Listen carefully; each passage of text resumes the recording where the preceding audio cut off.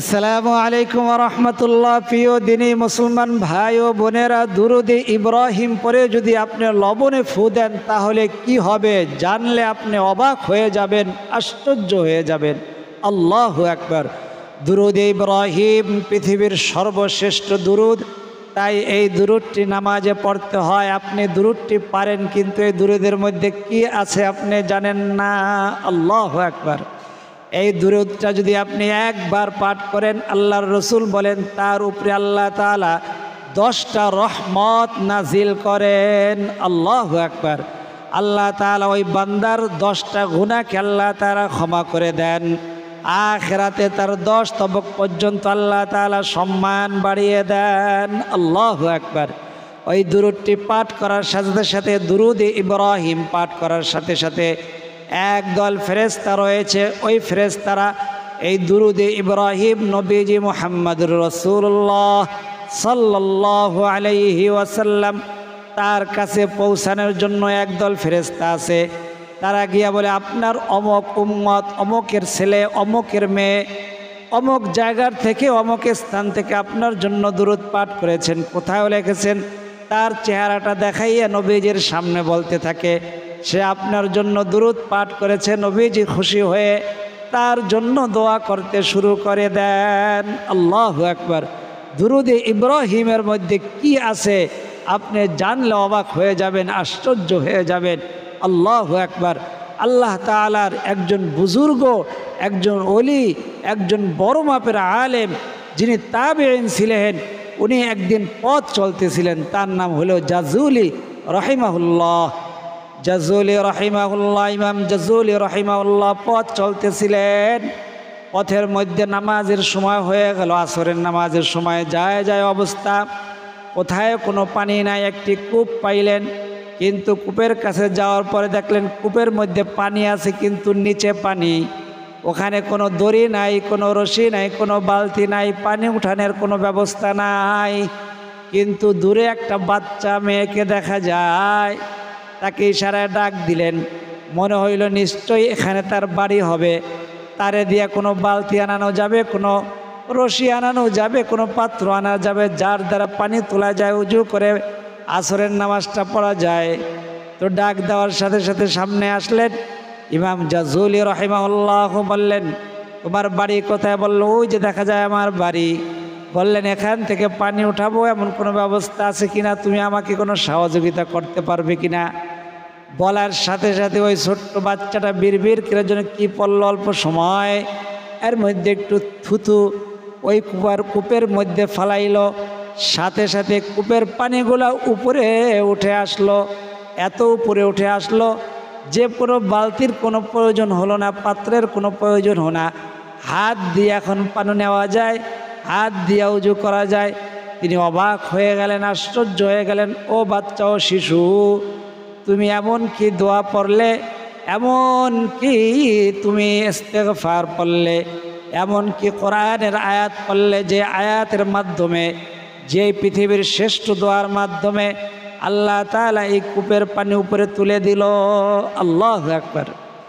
ইমাম জাযুলিকে পাল্টা প্রশ্ন করলেন, বাচ্চা, যে আপনার ঠিকানা কোথায়, আপনার নাম কি, আপনার পরিচয় কি? ইমাম জাযুলি রাহিমাহুল্লাহ বললেন, আমি হলাম ইমাম জাযুলি। ওই বাচ্চা অবাক হয়ে গেলেন। বললেন, আপনার অনেক কিতাব, আপনার বই আমরা পড়েছি, আমার মা বাবা পড়ে, আপনি এত বড় একজন বুজুর্গ, এত বড় মাপের একজন আলেম, কিন্তু আপনি কি এই তাসবিহ জানেন না, এই ওজিফা জানেন না, এই আমলটা কি জানেন না, যে কি করলে পানি উপর থেকে, নিচ থেকে উপরে উঠে আসে?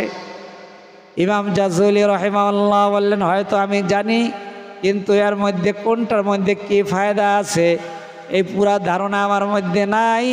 থাকলেও হয়তো আমি আমলটা করতে পারি না সঠিকভাবে। তুমি একটু বলো, তুমি কি আমল করলে, কি দোয়া পড়লে, যার কারণে নিচ থেকে পানি এত উপরে উঠে আসলো? ওই ছোট বাচ্চা মেয়েটি বলতেছে, আমার মা বাবা আমাকে শিক্ষা দিয়েছে, যখনই কোনো কিছু প্রয়োজন হবে সাথে সাথে তুমি দুরুদ ইব্রাহিম পড়া শুরু করে দিবে।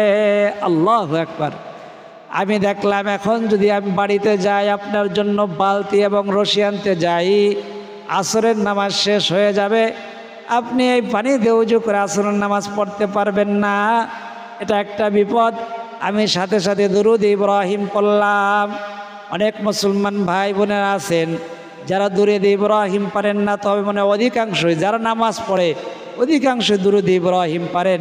তারপরে দুরূদ ইব্রাহিমটা আমি বলে দেব, তার আগে জানায় দেই এটি একটি ইসলামিক ভিডিও, ইসলামিক চ্যানেল। ইসলাম প্রচার প্রসার করা আপনার আমার ইমানি দায়িত্ব। আজকাল মোবাইল খুলে বসলেই নাটক সিনেমা দেখা যায়।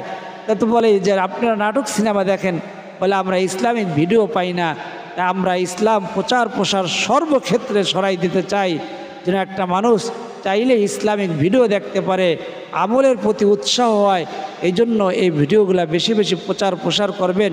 কিভাবে প্রচার প্রসার হবে? লাইক, কমেন্ট এবং সাবস্ক্রাইব করলে, বেল আইকনটি অন করে দিলে অন্য ভাই মুসলমান ভাই বোনেরা তাড়াতাড়ি ভিডিওটি পেয়ে যাবে। সে যদি আমল নাও করে, শুধু দেখে, একটা কথা শোনার দ্বারা নবীজি সাল্লাল্লাহু আলাইহি ওয়াসাল্লাম বলেন, একটা কথা শোনার দ্বারা এক বছর ইবাদতের সওয়াব, মাজলিসু ফিকহিন খায়রুম মিন ইবাদাতি 60 সানা।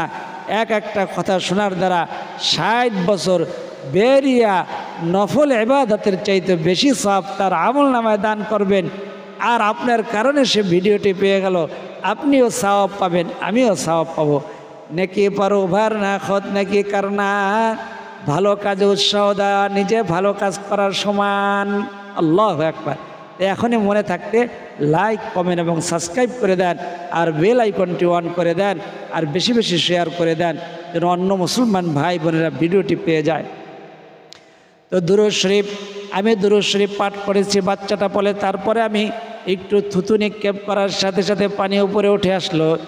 ইমাম জাযুলি রাহিমাহুল্লাহ বলেন, আমি দুরূদের ফজিলত জানি, দুরূদের উপরে একটি কিতাবও লিখেছি, কিন্তু দুরূদের মধ্যে এত তাড়াতাড়ি ফায়দা পাওয়া যায় এটা আমার জানা ছিল না।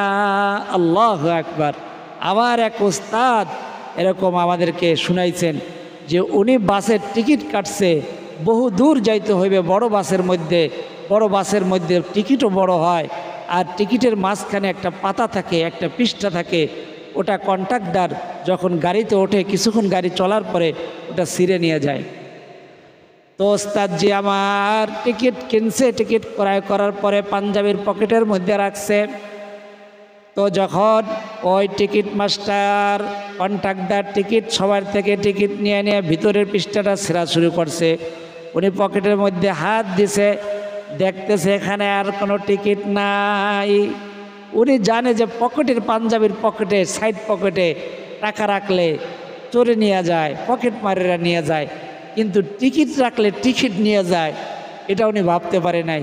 তো উনি বুঝতে পারছেন যে আমার এই টিকিটটাকে টাকা মনে করিয়া পকেট মারেরা নিয়ে গেছে। তো এখন তিনি কি করবেন? এখন তার লজ্জিত হতে হবে। কন্ট্রাক্টর যদি বলে আপনার টিকিট দেন, যদি না দিতে হয় হয়তো জরিমানা দেওয়া লাগতে পারে, না হলে মন্দ কথা শোনা লাগতে পারে। এই জন্য তিনি চোখ বন্ধ করে হেলান দিয়ে সিটের মধ্যে দুরূদ শরীফ পড়া শুরু করলো। দুরূদ ইব্রাহিম, দুরূদ ইব্রাহিমটা যদি আপনি না পারেন আমার সাথে বলেন, শোনেন, দেখেন আমার মতো আপনারটা হয় কিনা, না হলে মিলাইয়া নেবেন। একবারও যদি পড়েন আল্লাহ তাআলা একবারের উসিলা আপনার জন্য নাজাতের উসিলা বানাইয়া দিবেন। আল্লাহু আকবার। আমার সাথে বলেন আল্লাহুম্মা সাল্লি আলা।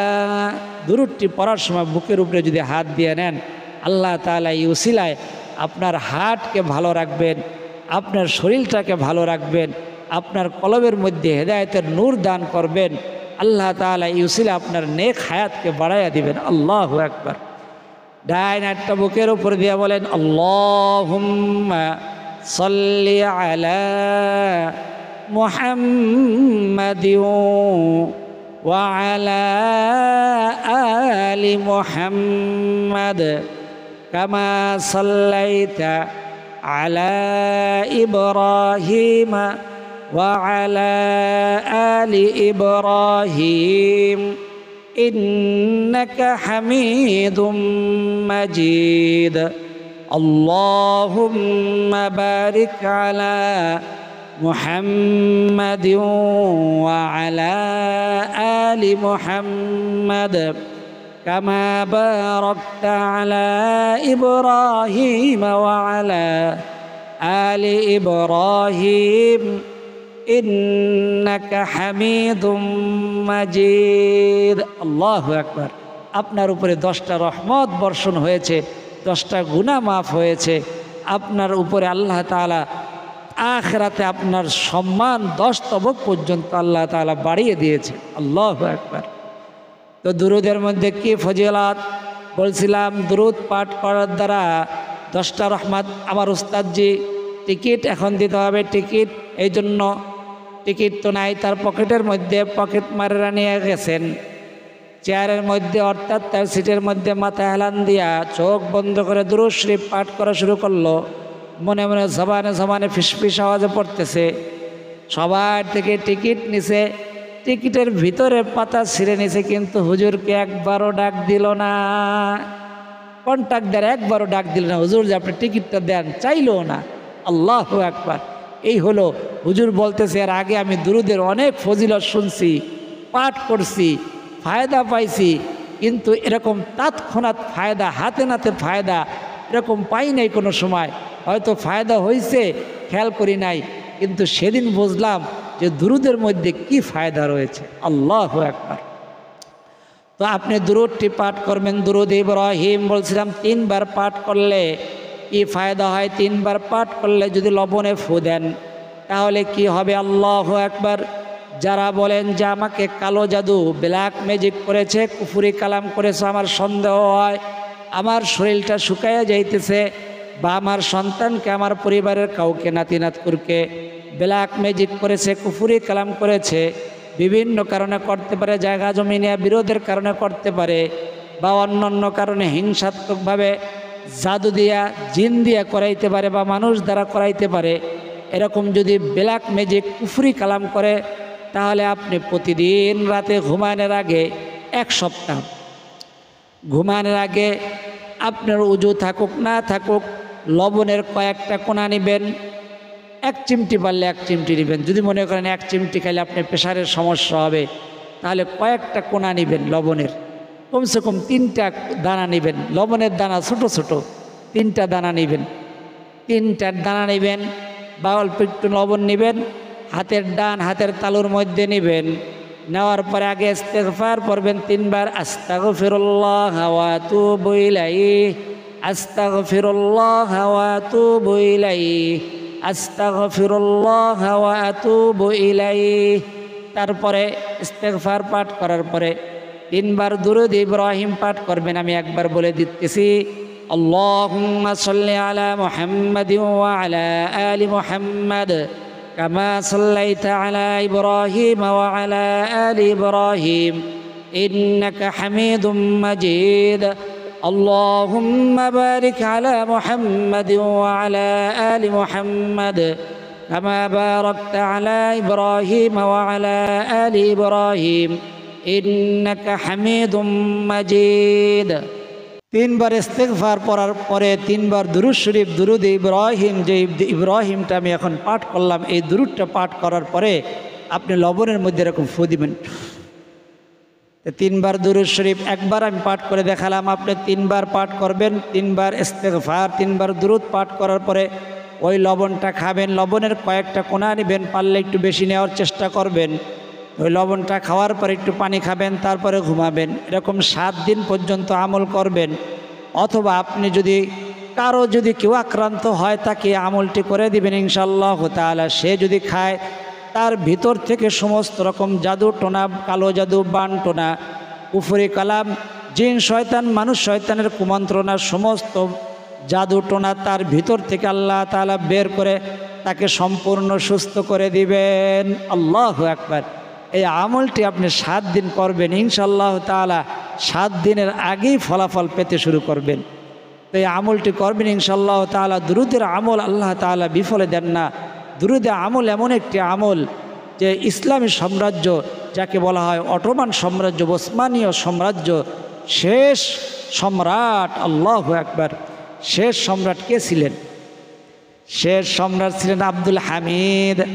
আব্দুল হামিদ ছিলেন ওসমানীয় সাম্রাজ্যের শেষ সম্রাট। তিনি সব সময় দুরূদ শরীফ পাঠ করে ঘুমাতেন। তো একদিন দুরূদ শরীফ পাঠ না করেই কাজের চাপে পড়ে হঠাৎ ঘুমিয়ে গেছেন, দুরূদ শরীফ পাঠ করতে পারে নাই।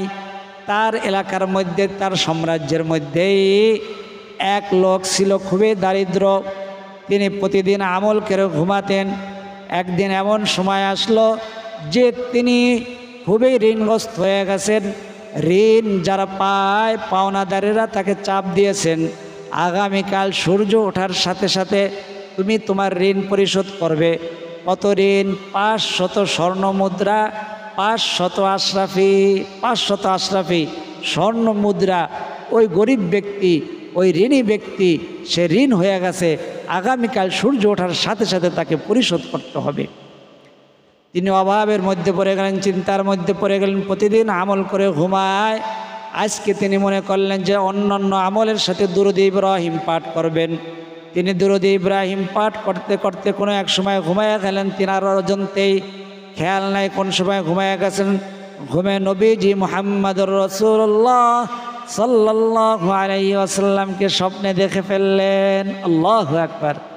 নবীজিকে স্বপ্নে দেখার সাথে সাথে বললেন, নবীজি আপনি দয়ালু, আপনি মায়াবী, আপনার উপরে দুরূদ পাঠ করতে করতে ঘুমায় গেছি।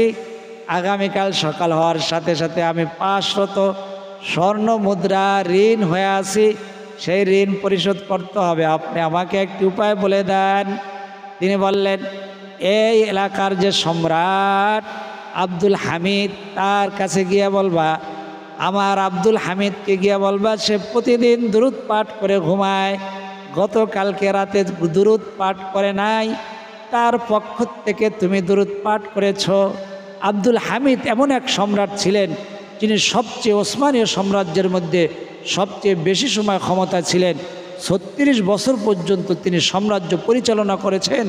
তার আমলেই তিনি পৃথিবীর মধ্যে অধিকাংশই জায়গা মুসলমানদের করায়ত্ত করেছিলেন, মুসলমানরা শাসন করেছেন তার আমলের মধ্যেই, তার সময়ের মধ্যেই। তো বলেছেন আব্দুল হামিদ প্রতিদিন আমার আব্দুল হামিদ দুরূদ শরীফ পাঠ করে ঘুমায়, আজকে দুরূদ না পাঠ করে ঘুমায় গেছে। আর এই দুরূদের কারণে তার উপরেই নয়, তার পরিবারের উপরেই নয়, তার সাম্রাজ্যের উপরে আল্লাহ তাআলা রহমত এবং বারাকাত নাজিল করে। এই দুরূদের কারণে আল্লাহ তাআলা তাকে এখন পর্যন্ত টিকায় রাখছে। সে দুরূদ পাঠ না করে ঘুমাইয়া গেছে, সে তোমার কাছে ঋণী, কারণ তার পক্ষ হইয়া তোমার দুরূদ গ্রহণ করা হয়েছে, কবুল করা হয়েছে। এখন সে তোমার কাছে ঋণী, তুমি কালকে তার কাছে গিয়ে বলবা, নবীজি বলছে আমার আব্দুল হামিদ দুরূদ পাঠ না করে ঘুমাইয়া গেছে, এখন সে তোমার কাছে ঋণী, সে যেন তোমার ঋণ পরিশোধ করে। আল্লাহু আকবার। এই স্বপ্ন দেখার সাথে সাথে তার ঘুম ভেঙে গেছে। ঘুম থেকে উঠলেন, উঠে সাথে সাথে আব্দুল হামিদের সাম্রাজ্যের তার রাজ দরবারের দিকে রওনা করলেন। রাজ দরবারে পৌঁছানোর পরে দারোয়ানরা দেখতে দিতেছে না, তখন এক উজির দেখলেন।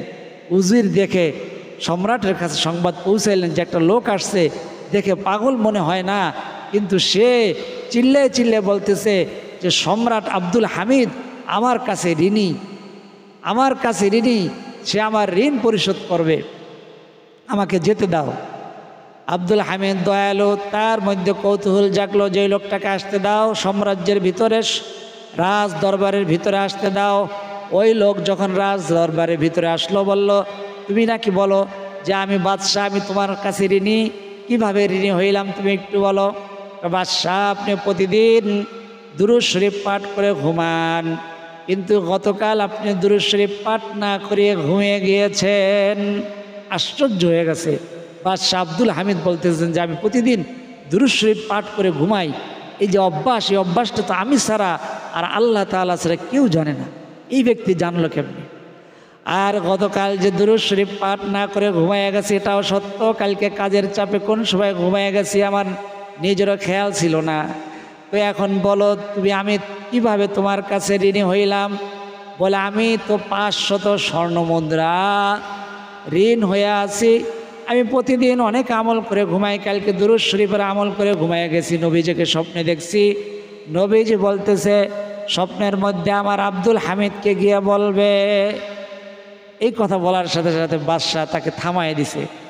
যে নবীজি বলছেন আপনার আব্দুল হামিদকে গিয়ে বলবে, এই কথা কি নবীজি বলছেন? হ্যাঁ নবীজি বলছেন। নাও, তার সাথে সাথে ওই ড্রয়ার খুলে তাকে 1000 করে, এই জায়গায় 1000 স্বর্ণ মুদ্রা আছে, তোমাকে দিয়ে দিলাম, তুমি ওই কথাটা আমাকে আবার শোনাও। নবীজি কি বলছেন? ওই নবীজি বলছেন আমার আব্দুল হামিদকে গিয়ে বলবে, বলে থামো থামো, এই নাও আর 1000 স্বর্ণ মুদ্রা। তুমি আবার বলো নবীজি কি বলছেন? বলছেন নবীজি বলেছেন আমার আব্দুল হামিদকে গিয়ে বলবে। আবার 100 স্বর্ণ মুদ্রা বের করে আবার দিল, 3000 স্বর্ণ মুদ্রা দিল। সাথে সাথে উজির তাকে স্মরণ করায় দিয়ে বললেন, বাদশাহ ওনার তো এত টাকার প্রয়োজন নাই, উনি মাত্র 500 স্বর্ণ মুদ্রা ঋণী, আপনি ওনাকে 3000 দিয়েছেন।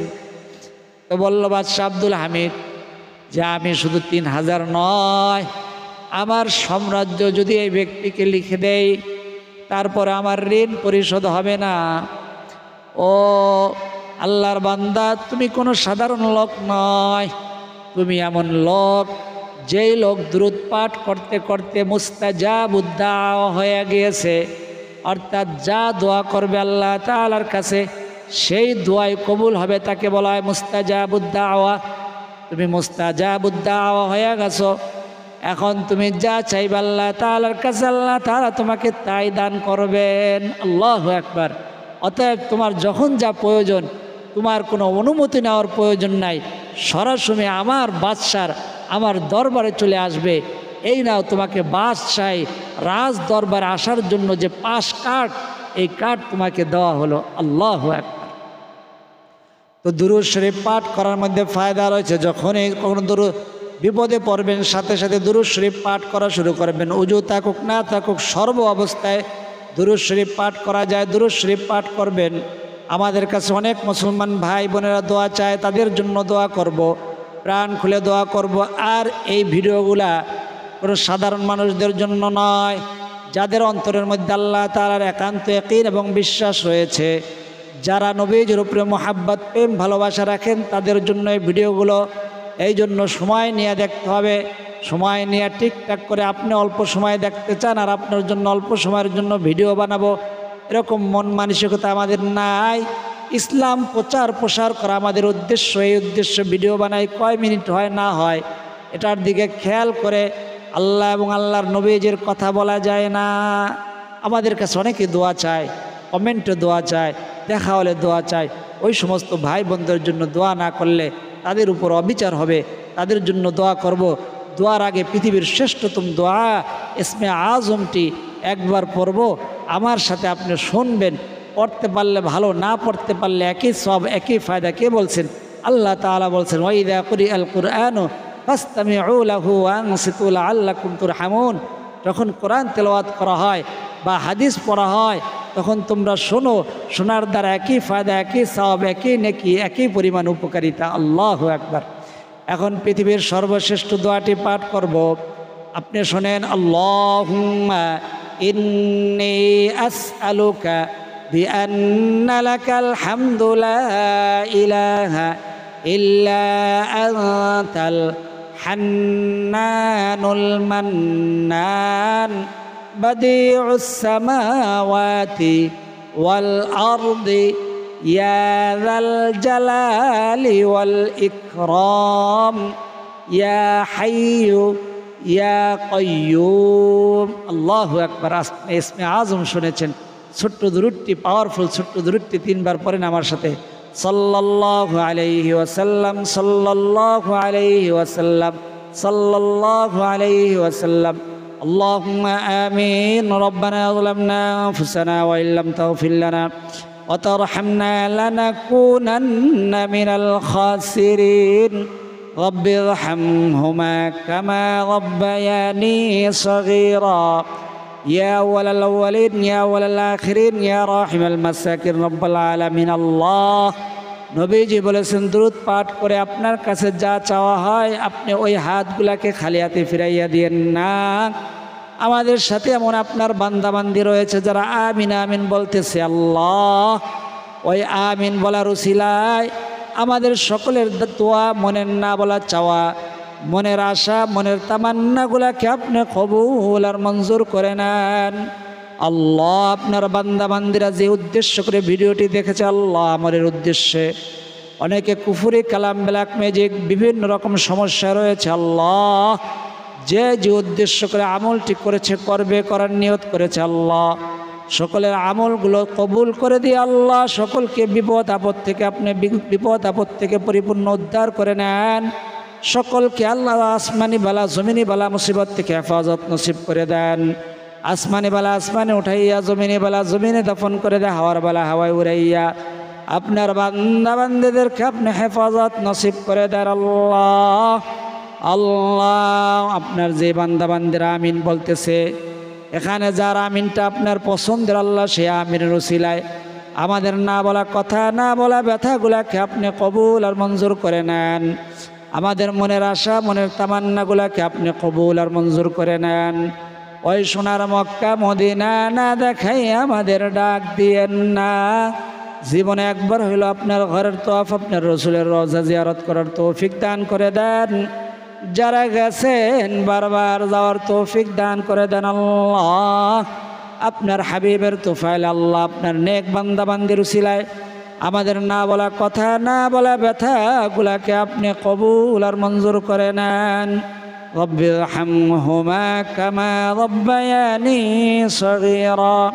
ওয়াসাল্লাল্লাহু তাআলা আলা খায়রি খালকি মুহাম্মাদিন ওয়া আলা আলিহি ওয়া আসহাবিহি আজমাইন। واجعل آخر كلمتنا عند الموت لا إله إلا الله محمد رسول الله صلى الله عليه وسلم। এতক্ষণ পর্যন্ত যারা ধৈর্য ধারণ করে ভিডিওটি দেখেছেন সকলের জন্য দোয়া করি আল্লাহ রাব্বুল আলামিন সকলকে সোনার মক্কা মদিনা যাওয়ার সফর করার তৌফিক দান করেন।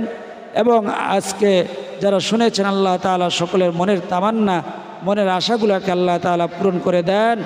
আজ এই পর্যন্ত, আল্লাহ তাআলা চাইলে পরবর্তী ভিডিওতে আবার দেখা হবে। সেই পর্যন্ত সকলে ভালো থাকুন, সুস্থ থাকুন, নিরাপদে থাকুন, এই দোয়া করি। আমিন। আসসালামু আলাইকুম ওয়া রাহমাতুল্লাহ।